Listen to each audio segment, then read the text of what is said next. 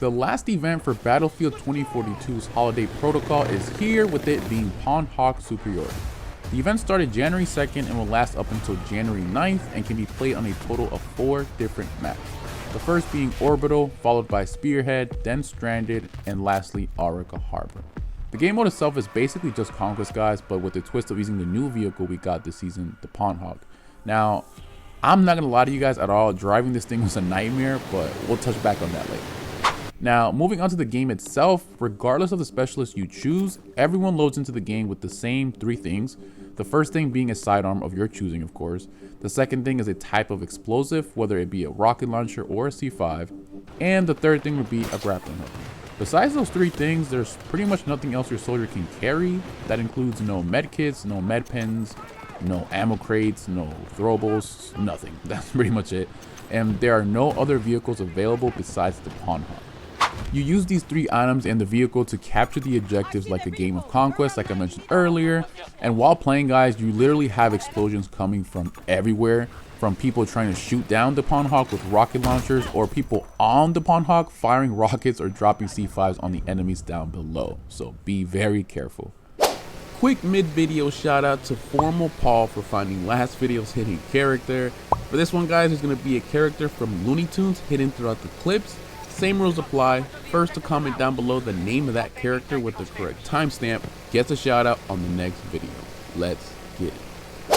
When it comes to the sidearm, you don't really have that much ammo, hence it being a sidearm, so be very cautious in how much ammo you use, since there aren't any other gadgets or equipments like med kits or ammo crates to resupply and reheal, all that stuff.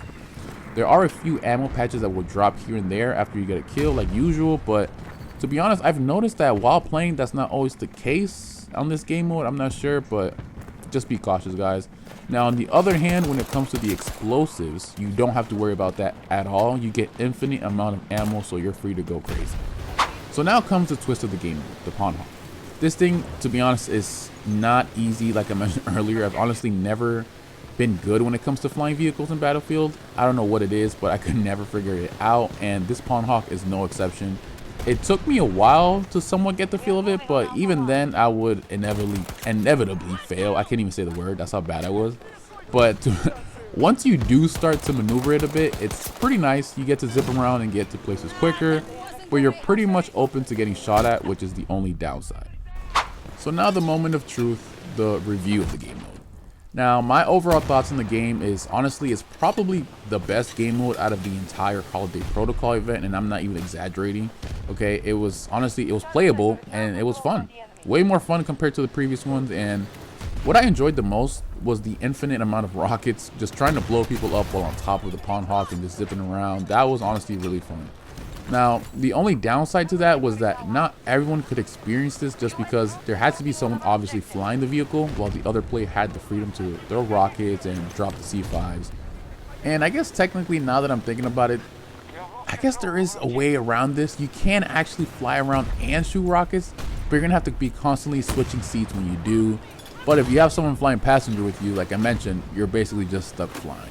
So that's that. I will add though, if you want to be a reckless pilot and get on the killing action just like everybody else, you can just ram people with the propellers to get some kills. I noticed people doing that while playing, and I myself have fallen victim to these attacks. So what's wrong about the game mode? Well, trying to blow up the vehicles and people were fun, but it only worked if you were on a vehicle or on high ground. Besides that, it was nearly impossible to shoot one down since they can just fly away.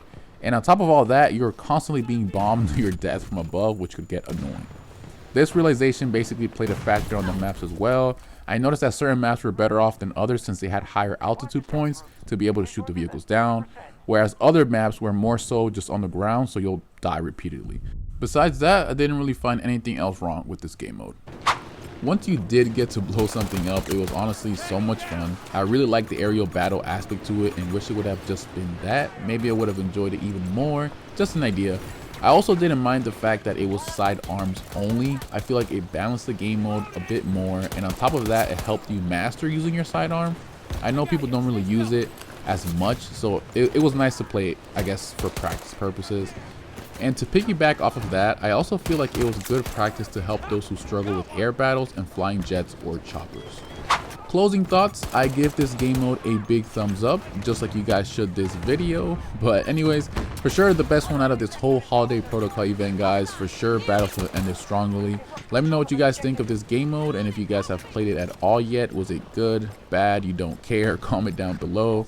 Hope you guys had a good New Year's as well. It's officially 2024, so we got to help the channel grow this year. For those who made it this far into the video, firstly, I appreciate you. You are a real one. And secondly, make sure to subscribe to the channel, guys. Really means a lot trying to officially get to the 500 sub mark. We are so close, so close. But that's about it for right now, guys. I hope you guys enjoyed the video. Make sure to like, comment, subscribe, all that good stuff. And like always, make sure to be back for the next one. Peace.